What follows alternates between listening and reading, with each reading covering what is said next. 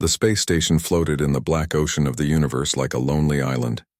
It was a human-built outpost, old and tired, with metal walls that groaned whenever the engines shifted power. The crew who lived there were used to silence, routine, and long empty days. Life on the station was not exciting. It was about duty, work, and waiting for orders that rarely came.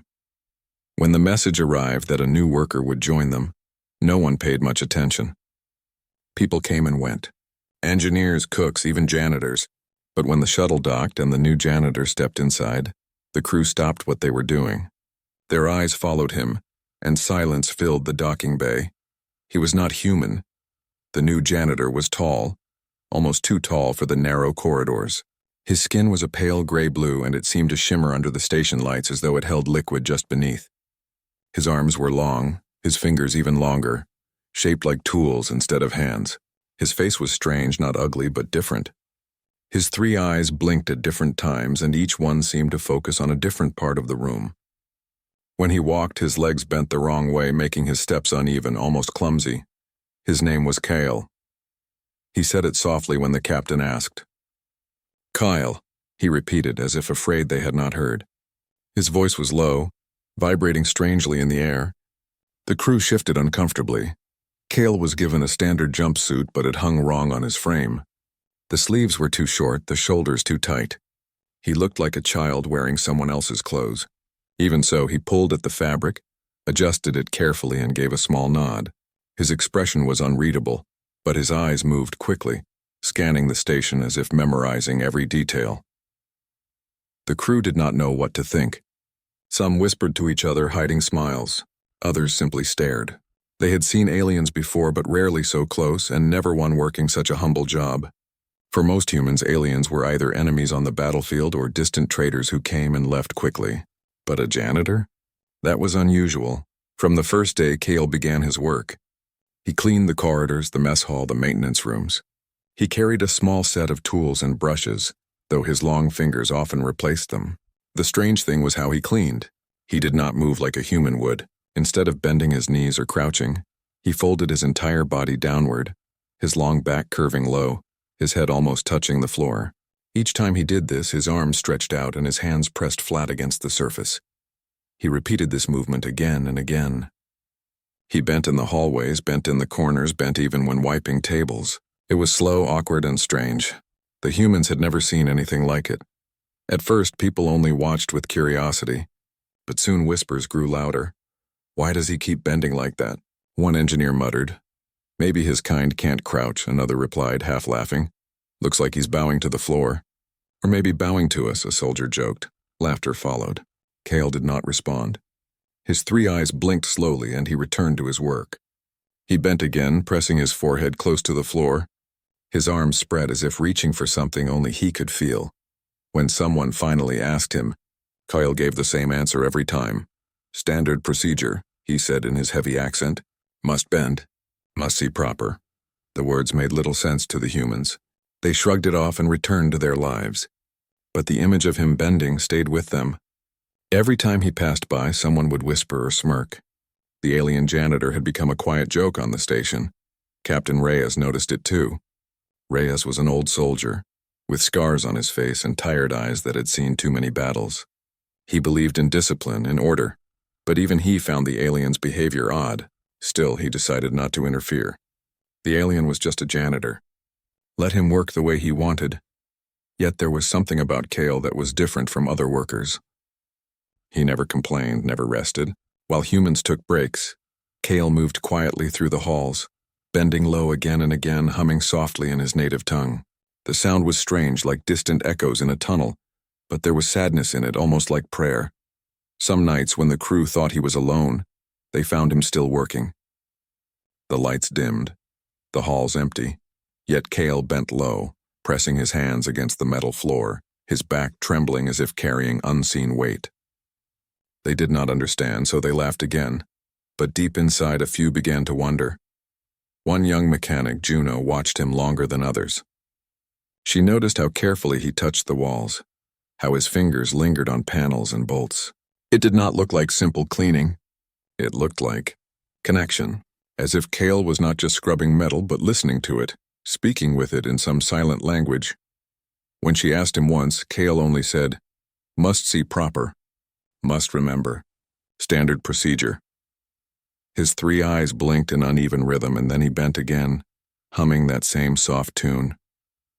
Juno felt a chill run through her, but she said nothing. Days turned into weeks. Kale remained the same, quiet, bending, working. The crew grew used to him, but not kinder. Jokes became sharper. Some imitated his bowing when he passed. Others left messes on purpose just to watch him clean them in his strange way. Still, Kale never argued. He never shouted, never complained. He only bowed lower, hummed softly, and whispered the same words. Standard procedure. No one understood, and because they did not understand, they dismissed him. He was just the alien janitor, nothing more. But in the dark silence of the station, when the engines hummed and the walls trembled faintly, Kale's shadow bent across the floor again and again. And though no one knew it yet, every bow carried meaning. Every bend was not foolishness but purpose. The station was old, its systems weak, its defenses thin, and Kale was not only cleaning, he was preparing. The days on the station stretched long like shadows that never ended. For most of the crew, life was boring. Work, meals, sleep, and the same routine again. In that emptiness, the alien janitor, Kale, became the easiest target. At first, the crew only whispered behind his back. They laughed quietly when he bent down in the middle of the corridor, his thin frame folding like a strange insect. But soon the whispers turned into open jokes. People were tired, restless, and they wanted something to laugh at. Kale was different, and that difference made him easy prey. One morning in the mess hall, a group of soldiers sat together, eating their bland rations. Kale entered quietly, holding his small cleaning tools. He bent over near the doorway, pressing his palms against the floor, as if searching for dust no one else could see. His long back trembled as he bent lower, humming that strange, sad tune. The soldiers smirked. "Look, it's the alien bowing again," one said. "Maybe he thinks we're kings," another joked, puffing out his chest. "Careful," a third laughed. "If you drop your fork, he'll worship it." The table roared with laughter. Kale did not lift his head. His 3 eyes blinked slowly, but he said nothing. He continued his work, bending lower, brushing the corner, whispering softly, "Standard procedure." The laughter only grew louder. For the soldiers, it was harmless fun. For Kale, it was silence heavier than steel. The engineers were no kinder. In the maintenance bay, they worked on engines and circuits while Kale cleaned the floors. He bent low again, his arms stretched, fingertips brushing the edges of metal panels. He looked almost like he was embracing the station itself. "Careful, alien," one engineer mocked. "Don't fall in love with the floor." "Maybe he already has," another replied. "Standard procedure, right?" A third said, mimicking Kale's deep accent. The engineers laughed as one of them bent dramatically, pressing his forehead to the floor in a cruel imitation.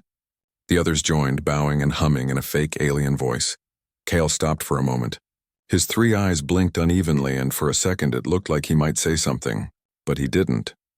He only lowered himself once more, bowing deeper, and whispered again, "Standard procedure." The mockery stung sharper than blades, but Kale's face showed no anger.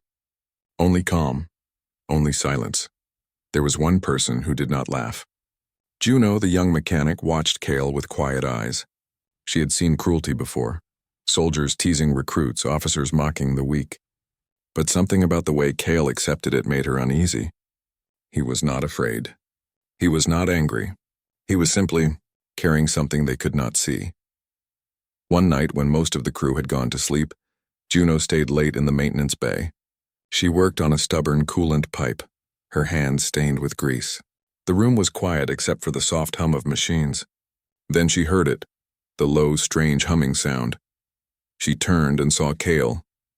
He was bent low, his long fingers spread wide across the floor, his head almost touching the metal. His body shook slightly like someone carrying a heavy load. His voice hummed softly, the sound echoing in the walls. Juno stepped closer. "Kale," she said gently, "why do you always bend like that?" For a long moment, Kyle did not answer. His 3 eyes blinked one after the other. Then in his slow, heavy voice, he spoke. "Standard procedure." "Must bend, must..." Remember what?" Juno asked. Kale's head lifted slightly. His eyes met hers, and she felt a strange sadness in them, like oceans of sorrow hidden behind their glow. But then he lowered his head again. "Not for tell," he whispered. "For do." Juno wanted to ask more, but the silence around him felt too sacred, too fragile.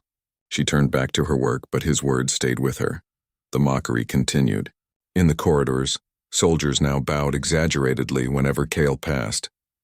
In the mess hall, people hummed in fake alien tones. Even officers shook their heads, calling him the alien janitor, as if that title alone was his whole identity. Captain Reyes saw it too. One evening, he found Cale cleaning the main corridor while two soldiers laughed at him. Reyes barked at them to leave, then turned to Cale.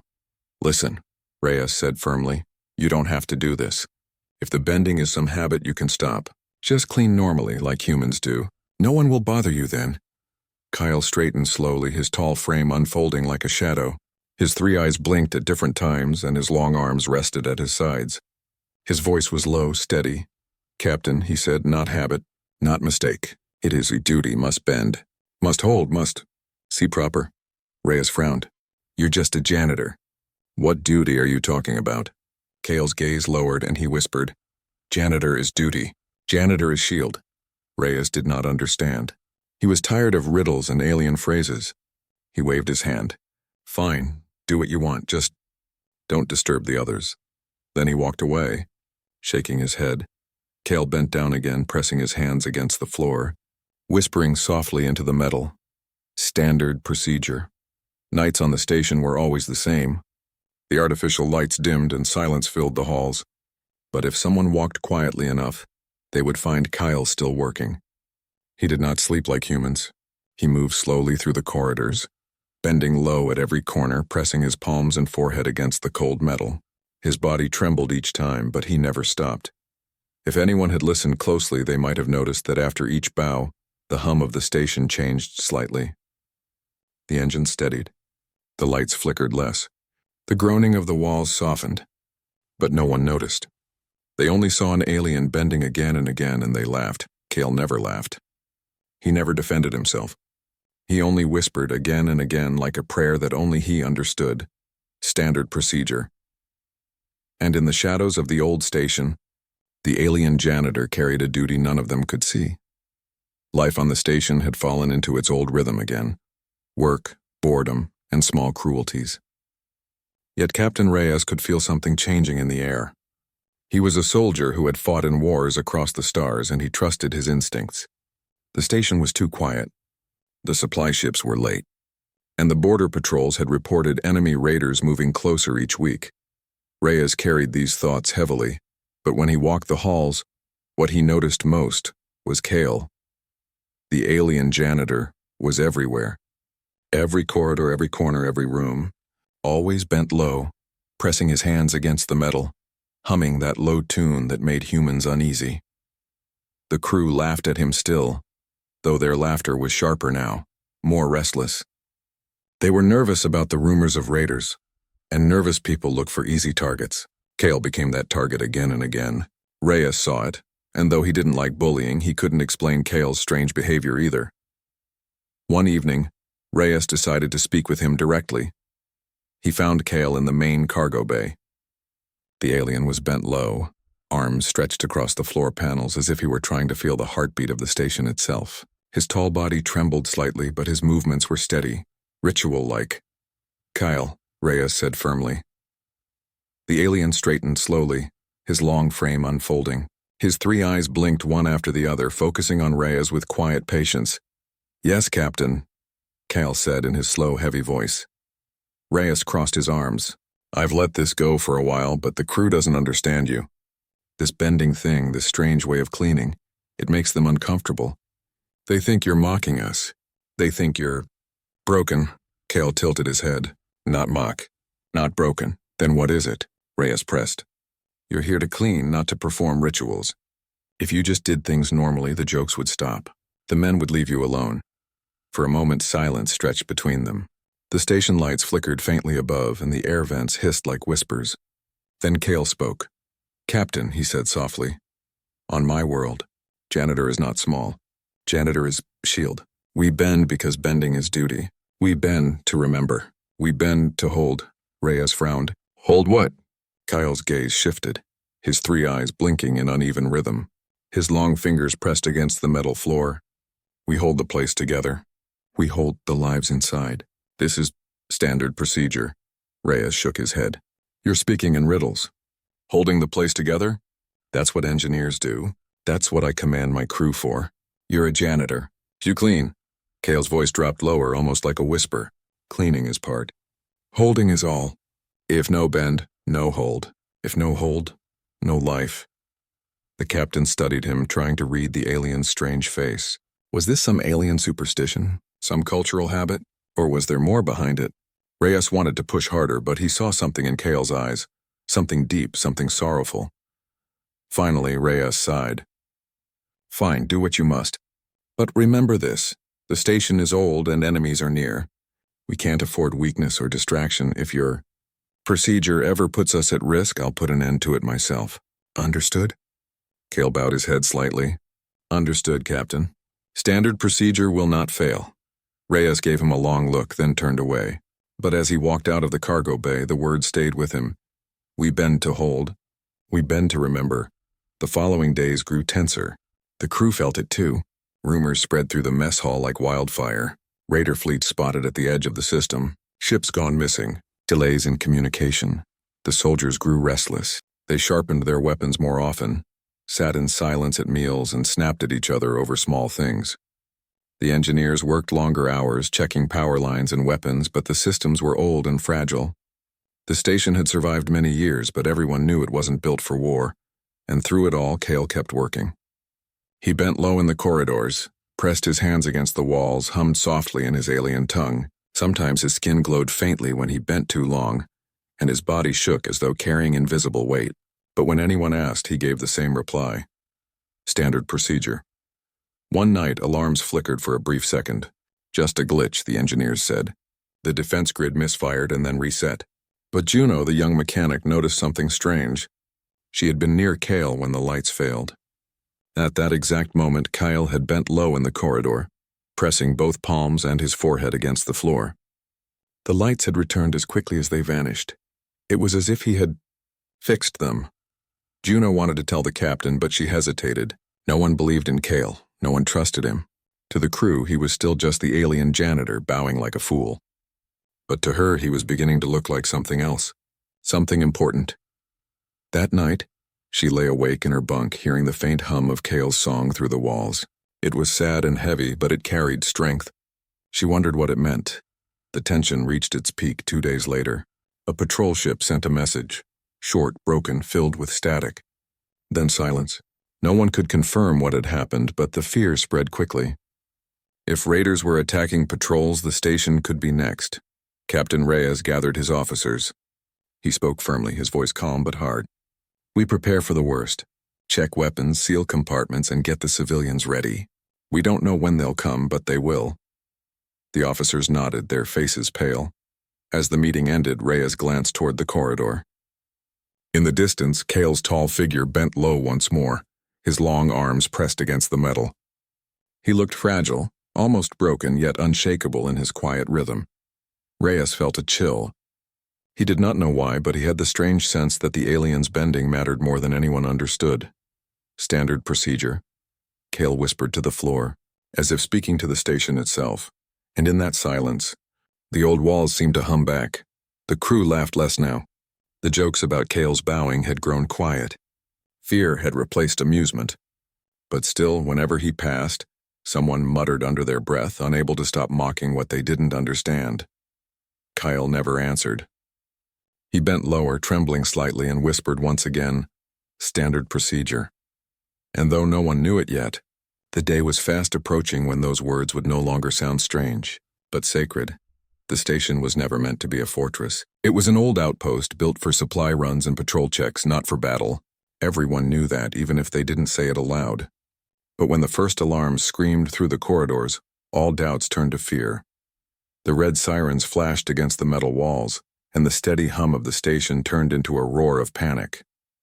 Soldiers rushed to armories, engineers ran to control panels, and civilians were hurried toward the inner bays. Raiders incoming, the intercom shouted. All hands prepare. Enemy ships breaking the perimeter. The crew had feared this day. Now it had arrived. The first blasts shook the station like thunder. Explosions rattled the bulkheads. Panels cracked and sparks rained from the ceilings. The sound of metal groaning filled every hallway. Juno clutched her toolkit, her hands trembling. Around her, engineers scrambled to seal power conduits, but the systems were failing too fast. "The defense grid isn't responding." One shouted, "The fire suppression is offline." Another cried, "The bulkhead doors won't close." Everything was failing at once. It felt impossible. Systems didn't just collapse together like this. Something was wrong. Terribly wrong. Captain Reyes stormed into the control room, his scarred face hard with anger. "Get those defenses back up," he barked. But even he saw the truth on their pale faces. Nothing was working. The station was falling apart. In the chaos, no one noticed Cale at first. He was in the corridor outside, moving calmly while everyone else ran in panic, his tall body bent low, arms stretched wide across the trembling floor, his 3 eyes closed one after another, and his voice hummed deeper than ever before. When another explosion shook the station, a group of soldiers ran past him. One stopped and shouted, "What the hell is he doing?" Cale's voice was quiet but steady. "Holding. Must hold." The soldier cursed and kept running, but Juno, who had seen him before, froze. She watched Cale bend lower, pressing his hands and forehead to the deck. And then something changed. The corridor lights flickered, then steadied. The fire alarms cut off suddenly, as if the flames had been smothered. A bulkhead that had refused to close earlier slammed shut with a hiss, sealing the hallway. Juno's breath caught. She whispered, "He's fixing it." In the control room, Reyes stared at the screens. Systems that had been offline seconds ago were suddenly returning.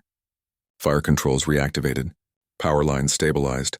Weapons began responding again. "What just happened?" An officer gasped. "Who fixed it?" Reyes didn't answer. His eyes narrowed. He remembered Cale's words. "We bend to hold. We bend to remember." Without another thought, Reyes left the control room and marched into the corridor.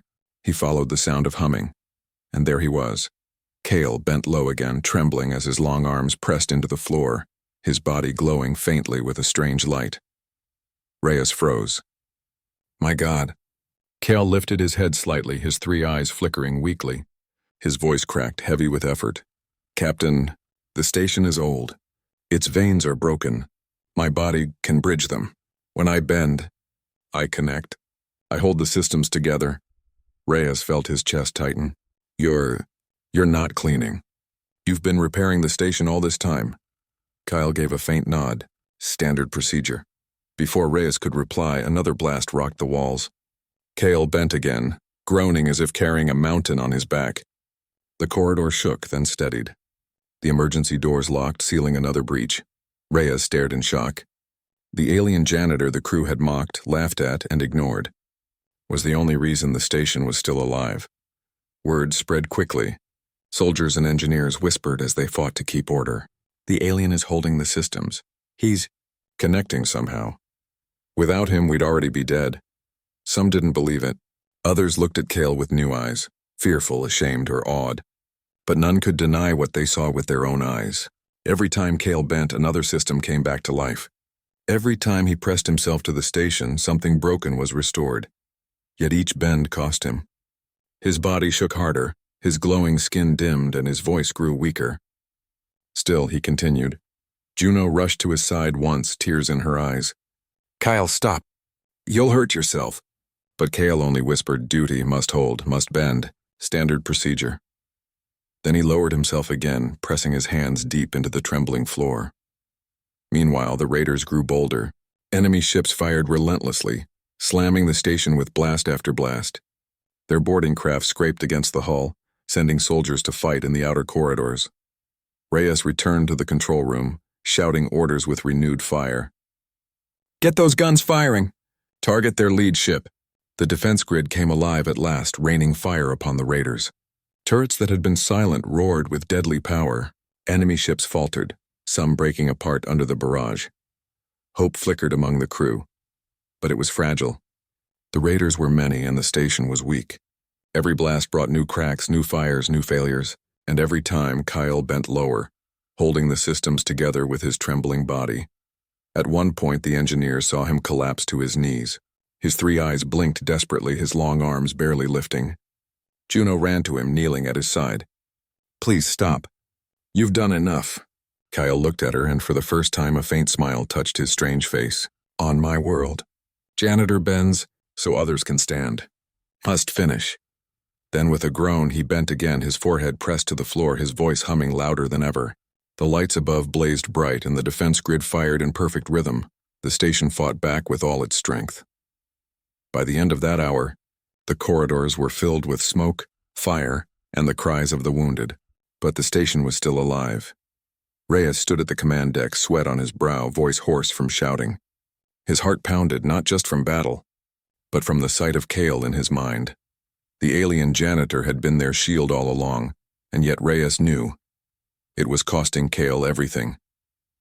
In the silence after the first wave of raiders retreated, the crew looked at each other with heavy eyes. None of them laughed now.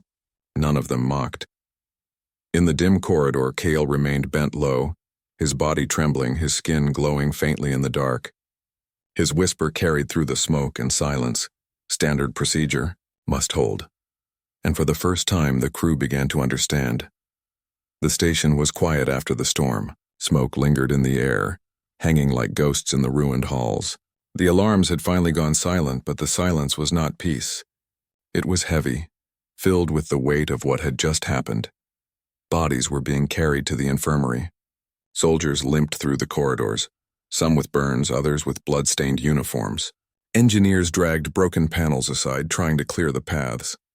The smell of scorched metal and fuel clung to every breath. But among all the wreckage, one figure remained motionless on the floor. Kyle. His long arms stretched out before him, his forehead pressed against the trembling deck. His body glowed faintly, like embers fading after a fire. He had not moved since the last blast.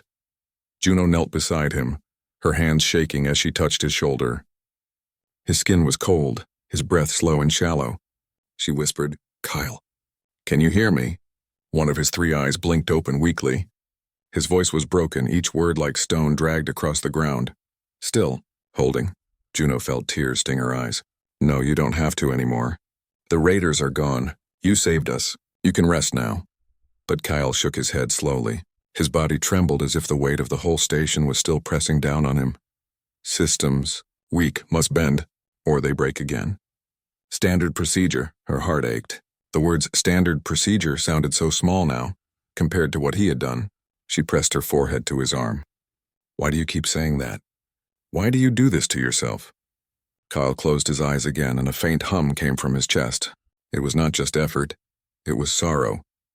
Captain Reyes arrived then, his boots heavy on the scorched floor. His eyes, always sharp, now carried something heavier. Guilt. He had called Kale a janitor. He had dismissed him as useless, and now, this alien had done more than all of them combined. Reyes stood still, looking down at Kale's bent body. For a long time, he said nothing. Then in a low voice that carried through the smoke, he asked, "Kale, why?" Kale lifted his head slightly, his three eyes blinking slowly at the captain. "On my world. When machines fall, when homes break, someone must bend to hold. It is our way. My people, we bend, so others stand." The words struck Reyes like a blade. He had commanded men through battles, seen sacrifices, but never something like this. This was no soldier's duty. It was something deeper, something sacred. The crew gathered around, drawn by Kale's faint humming. Engineers, soldiers, and even frightened civilians stopped to listen. They watched the alien they had mocked, the one they had called strange and useless, now glowing faintly in the shadows, holding the very heart of the station together with his own body. One soldier muttered, his voice thick with shame, "We treated him like dirt." Another lowered her eyes, whispering, "We laughed at him, and he saved us." Juno's tears fell freely now. She turned to the others, her voice trembling but fierce. "Don't you see? He's been saving us from the very beginning. Every light that stayed on, every system that kept working, it was him. Not luck, not repairs, him." Silence followed her words. The truth was too heavy to deny. Kale shifted weakly, his long arms dragging against the deck. "Do not regret. Janitor is honored to bend." Reyes knelt for the first time, lowering his scarred face closer to Kale's. His voice cracked. Kyle, we don't deserve this. We don't deserve you. Kale's eyes blinked slowly and his faint smile returned. Not deserve? Not matter. Standard procedure. Always bend. Always hold. Those words pierced the crew's hearts. What they had once mocked now sounded like the noblest vow. Hours passed. Engineers worked with Kale's guidance, following the faint signals his body gave when systems shifted. When he bent, doors sealed, power lines steadied, and weapons hummed with life. But each bend drained him more. His glowing skin dimmed, his breathing grew shallow. Juno stayed at his side, refusing to leave. She wiped sweat from his brow and whispered encouragements, though her heart broke each time he whispered back, "Must hold." Reyes, too, stayed near. No longer a distant commander, but a silent guardian. He carried guilt in his eyes, but also something else: respect. At last, when the station's systems had stabilized enough for the crew to manage, Kyle tried to rise. His arms trembled and his body shook like a collapsing pillar. Juno caught him, pressing her shoulder under his weight.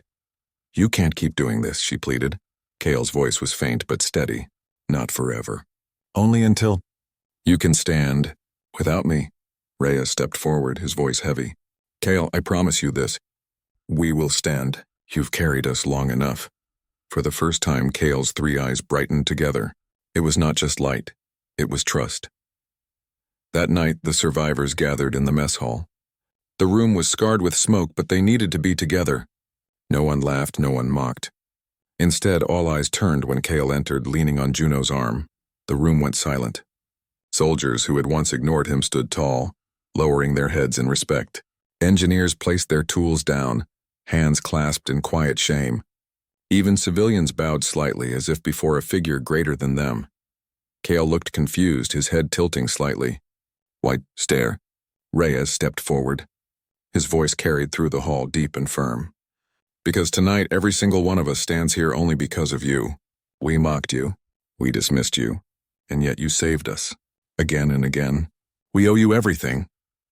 The hall was silent, then filled with the sound of fists pounding tables, boots striking the floor, and voices rising together. "For Kale. For the one who bends." Kale's three eyes widened. For a moment he seemed almost shy, his long arms drawing close to his chest. Then softly he bowed his head. "Honor, too heavy.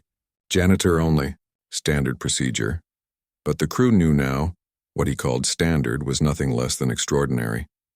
That night, when Juno walked him back to his small quarters, she asked in a whisper, "Kale, your people, do they all bend like you?" Kale paused at the door, his long hand resting on the frame. His voice was soft, almost a secret. "Yes, on my world. All janitors bend. We are not seen as warriors, not leaders, just cleaners. But when things break, we are the last line. We hold, even if it breaks us." Juno's chest tightened. She realized then that Kale's people had lived in quiet sacrifice for centuries, unseen and unpraised. She touched his arm gently. "Then the universe needs to see you, Kale. All of you." For the first time, Kale looked at her not with confusion, but with something deeper, hope. And so, in the broken station hanging in silence above the stars, the truth began to spread. The janitor was no mere cleaner. He was a guardian, a shield, a reminder that true strength was not always in weapons or commands, but in those who bent so others could stand. The station drifted in the dark like a wounded beast. Repairs were slow, the scars of battle still fresh. Every corridor carried the smell of burned wires, and the walls groaned under hidden damage. The crew worked day and night, patching holes, fixing power lines, and trying to believe they were safe. But safety never lasted long in deep space. It was Juno who first saw the signs. She was checking the outer sensors when the readings changed, shadows moving against the stars. At first she thought it was just debris, but the patterns grew sharp, deliberate. Ships. Her stomach dropped. "Captain," she whispered into the comms, "they're back." The alarm screamed again, red light flashing across every corridor. Soldiers scrambled for weapons. Engineers rushed to lock down systems, and civilians ran for cover. Fear spread quickly, heavier than smoke. In the middle of the chaos, Kale moved slowly. He did not rush like the others. He walked with calm steps, his long frame bending slightly as if he already felt the weight pressing down. His three eyes blinked one by one, steady, patient. Captain Reyes met him in the command deck. "Kale, you don't have to." But Kale raised one hand. His deep, broken voice cut through the panic. "Raiders come. Systems weak. If no bend, station will fall."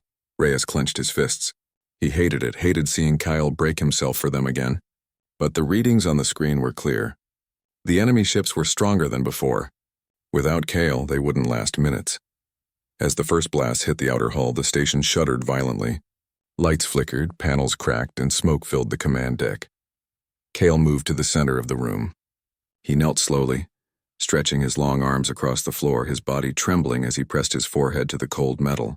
His voice rumbled low, the hum spreading through the walls. The crew felt it, engines steadying, shields holding, weapons charging with new strength. Kale was bending again, but this time something changed. Juno dropped her tools and knelt beside him. Her hands pressed against the deck near his. Her voice shook, but it was fierce. "If you're going to hold Kale, then I'll hold with you." Kale's 3 eyes blinked in surprise. His voice cracked. "Human, no need. Too heavy." But Juno shook her head. "We mocked you once. Not anymore. You won't carry this alone." Reyes watched her, then made his choice. The captain of hardened soldiers lowered himself too, pressing his palms to the floor. "She's right. If the station stands, we stand with you." One by one, the crew followed. Soldiers, engineers, even frightened civilians, they bent. Some pressed their hands to the metal. Others bowed their heads low. The room filled with the sound of breaths, trembling bodies, and a single voice humming. But it was no longer Kale alone. The humans' voices joined his, soft at first, then stronger, filling the station with a harmony of defiance. The raiders struck harder. Blasts ripped across the hull, shaking the decks. But the shields held stronger than before. Systems surged with power, steadied by Kale's body and strengthened by the will of those who now bent beside him. Juno felt it in her bones, the rhythm of Kale's hum, the pulse of the station answering back. She realized then that it wasn't just his body holding the ship together. It was faith. The belief that bending was not weakness but strength. Kale's voice grew louder, deeper, resonating through every bolt and panel. For the first time, he was not humming alone. In the weapon bays, soldiers fired with precision, their hearts steady. "For Kale!" they shouted with each shot. In engineering, hands worked quickly, their fear burned away. "Hold with him!" someone yelled, and others echoed it like a battle cry. Even civilians in the safe quarters bowed low, whispering Kale's words like a prayer. Standard procedure. The raiders grew desperate. They threw more firepower, hammering the shields until the station's walls screamed with strain. Sparks rained from ceilings, smoke poured from vents. Kale's body shook violently, his glowing skin dimming with every breath. Juno gripped his arm, tears streaking her face. "Kale, you're burning yourself out." His voice cracked, but it carried a strange peace. "Not alone anymore. Lighter now. Because you bend too." Reyes pressed harder against the floor, his voice thunderous. "We're with you, Kale. You are not just a janitor, you are our shield." The crew roared with him, voices rising together. The sound shook the station louder than the enemy fire. The final assault came like a storm. Raider ships circled close, unleashing everything they had. The command deck shook, metal screaming as if it would tear apart. Kyle bent lower than ever before, his forehead pressed so hard to the floor that cracks formed in the metal beneath him. His long arms stretched wide, trembling like pillars of stone about to break. His 3 eyes glowed faintly, then brighter, until light poured from them like burning stars. The crew bent lower with him, their voices loud, their faith unshaken. Together, human and alien, they held. The shields flared white, brighter than the suns beyond. The raiders' final blast shattered against them, breaking into fragments of light. Then silence. The enemy ships broke formation. Weakened, outmatched, they turned and fled into the dark. The station was still standing. For a long moment, no one moved. Only the sound of ragged breathing filled the room. Then Reyes rose, his voice low but steady. "They're gone." A cheer erupted, echoing through every hall. But it was not victory alone they celebrated. It was unity. It was the choice to bend together, to carry the weight Kale had borne alone for so long. Juno turned to Kale. His body slumped, glowing dimly like fading embers. She caught him before he fell, whispering, "You don't have to hold anymore. We'll hold for you now." Kale's 3 eyes blinked slowly, his faint smile softening the pain on his face. His voice was barely a whisper. Not janitor alone. Station, full of janitors now. His words broke something inside her. Something painful, but also beautiful. That night, as the crew repaired the station, no one mocked, no one whispered cruel jokes. Instead, they remembered the moment they bent together. And though Kyle lay weak in his quarters, resting for the first time in days, the hum of the station carried his song. Not from his voice alone, but from every person who now understood the truth. Bending was not shame. It was strength. The station floated quietly now, scarred but alive. The crew worked with new purpose, moving through the ruined halls with tired but steady hands. No one mocked anymore. No one whispered cruel jokes. Every time they touched the walls, every time they pressed their palms against the trembling decks, they remembered the alien who had bent until the stars themselves seemed to listen. Cale rested in the infirmary. His glowing skin had dimmed to a faint shimmer, like a candle almost out of wax. His long arms trembled even in sleep, as if his body still remembered the endless wait. Juno sat beside him, refusing to leave. She cleaned his hands gently with a cloth, whispering, "You don't have to carry us anymore. We'll carry you now." But Cale's eyes opened slowly, 3 orbs glowing faintly in the dim light. His voice was weak but steady. "Not done. One more bend." Juno shook her head quickly, tears rising. "No, Cale, you've done enough. You saved us more times than we deserved. You can rest." Kyle looked at her with a kind of sadness that was also peace. Rest comes after duty, not before. That night, Captain Reyes called the crew together. They gathered in the central bay, surrounded by scars of battle, broken beams, scorch marks, shattered panels. Reyes's voice carried over the crowd, heavy but proud. "We stand here because of Cale," he said. "We mocked him. We ignored him. And still he bent for us. He carried us when no one else could. But his body is failing, and if the raiders return a third time, he cannot hold alone. We must decide, will we bend together or will we let him break alone?" The silence that followed was not hesitation. It was agreement too deep for words. One soldier stepped forward. "I mocked him. I laughed at him. I'll never forgive myself. But if he bends again, I'll bend with him."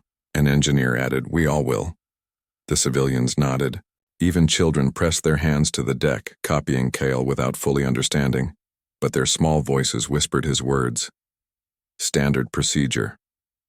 Reyes bowed his head. "Then let us all learn the way of the janitor." The third attack came like thunder. The raiders returned with more ships, larger cannons, desperate to destroy what they had failed to break before. The station shook under the first blast. Shields flickered. Systems failed one after another. The crew rushed to their stations, but this time no one panicked. No one screamed. They all knew what to do. Cale rose from his bed. His body swayed, weak and broken, but his steps were steady. Juno tried to stop him, tears burning her eyes. "Cale, you'll die if you bend again." His 3 eyes glowed brighter now, not weaker. His smile was faint but calm. "Then let me die in duty." Standard procedure. He walked to the command deck, every step echoing in silence. The crew made a path for him, bowing their heads as he passed. At the center of the deck, Cale bent low one final time. His arms spread wide, his forehead pressed to the trembling floor. His hum rose deeper and stronger than ever before, filling the air with a sound that made hearts tremble. And this time, he was not alone. The crew bent beside him. Soldiers, engineers, civilians, children. All of them pressed their hands to the floor, their heads low, their voices joining his hum. The station filled with a harmony so powerful that even the stars seemed to hold their breath. The raiders unleashed everything they had. Cannons roared. Missiles struck, waves of fire tore across the station's shields. But the ship did not break. Cale's body shook violently, cracks of light splitting across his skin as if he was tearing apart from the inside. Juno gripped his arm, bending with him, her voice crying out, "We're with you, Cale. You don't have to hold alone." Reyes shouted too, his voice like thunder. "This is not just his duty anymore, it is ours." "Bend, all of you! Bend for Cale!" The crew roared, pressing harder, their voices joining in a single cry that drowned out the sound of war. And then, something happened. The station itself seemed to awaken. The lights glowed brighter, the engines roared, the shields burned with a light the raiders had never seen. Every bolt, Every panel, every circuit pulsed with the rhythm of Kale's hum, now multiplied by hundreds of voices. The raiders faltered. Their blasts shattered against shields that grew stronger instead of weaker. Their ships cracked under the counterfire from weapons that hummed with alien and human strength combined. One by one, the raiders fled, their ships retreating into the endless dark. The station stood, but Kyle did not rise. His body slumped, glowing cracks fading into silence. Juno caught him sobbing, "No, please, Kale, stay with us." His 3 eyes blinked slowly, their light dimming. His voice was faint but filled with peace. "Not alone anymore. You bend now. You hold now." Standard procedure. Complete. And with that, the glow in his eyes faded. His arms grew still. The hum that had carried them all fell silent. The alien janitor who bent so others could stand was gone.